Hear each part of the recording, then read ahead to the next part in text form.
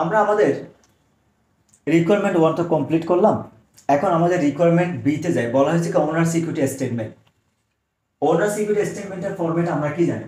Capital থাকবে plus, যদি কখনো এডিশনাল ক্যাপিটাল আনা হয় প্লাস হবে, নেট প্রফিট হলে প্লাস হবে, আর নেট যদি লস হয় কি করবো? মাইনাস করবো।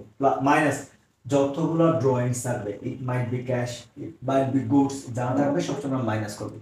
তাহলে একটু আমরা এখানে ম্যাথে যাই। ম্যাথে আমাদের ক্যাপিটাল কত আছে দেখি।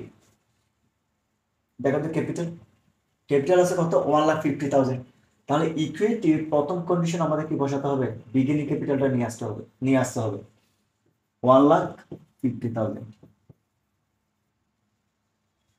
আবার এখানে তো কোনো অ্যাডজাস্টমেন্ট নেই, লাইক ক্যাপিটালের উপরে ইন্টারেস্ট বা ড্রয়িংস এর উপর কোনো একটা আমার ইন্টারেস্ট, এইটাতে যেহেতু কোনো অ্যাডজাস্টমেন্ট নেই, সো আমার এগুলো নিয়ে হেডেক নেওয়ার দরকার নেই। সরাসরি আমি ফরম্যাট বরাবর বসিয়ে দিলে আমার ম্যাথের অ্যান্সারটা আমি পেয়ে যাব।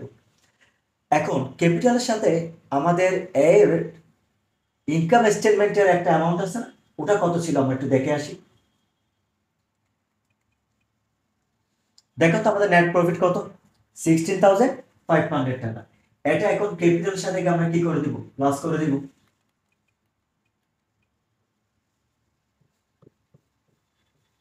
প্লাস নেট ইনকাম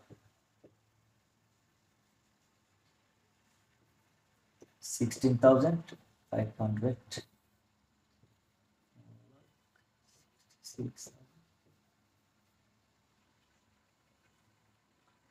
এখন নেট ইনকাম করে দিলাম। তাহলে এখন এখান থেকে আমাদের কি মাইনাস করতে হবে? ড্রয়িংস।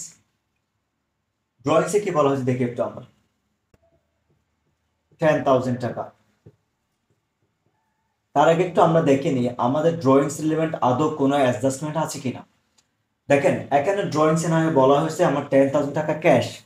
এখানে দেখেন তো একটু, এই যে ওনার উইথড্র গুডস, মালিক যদি কোনো কিছু যদি উত্তোলন করে তাহলে তার ইকুইটির পরিমাণ কি হয়ে যায়? কমে যায় না? আপনি জার্নালাইজ করে দেখেন ড্রয়িংস অ্যাকাউন্ট কি হয়, এই যে ড্রয়িংস উত্তোলন করার পরে এই ইকুইটি অ্যামাউন্টটা কি কমে যায়। অপরদিকে ওনার যখন ক্যাপিটাল নিয়ে আসে, বিজনেসের প্রতি মালিকের যে একটা দাবি আছে বা ক্লেম আছে, এটা কিন্তু আমরা ইকুইটি বলি, তাই না?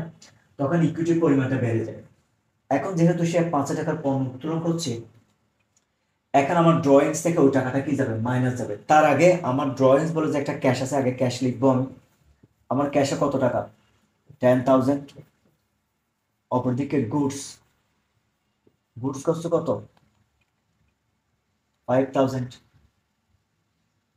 5,000। তাহলে টোটাল কত টাকা মাইনাস হবে আমার? 15,000 টাকা যদি আমি মাইনাস করি, যে অ্যামাউন্টটা হবে এটা হবে আমার জন্য কি? এন্ডিং ক্যাপিটাল 1,51,500 টাকা। এটা হচ্ছে আমার জন্য কি? ক্লোজিং ক্যাপিটাল, অথবা আপনি ক্যাপিটাল দিয়ে এন্ডিং দিতে পারেন আপনার ইচ্ছে।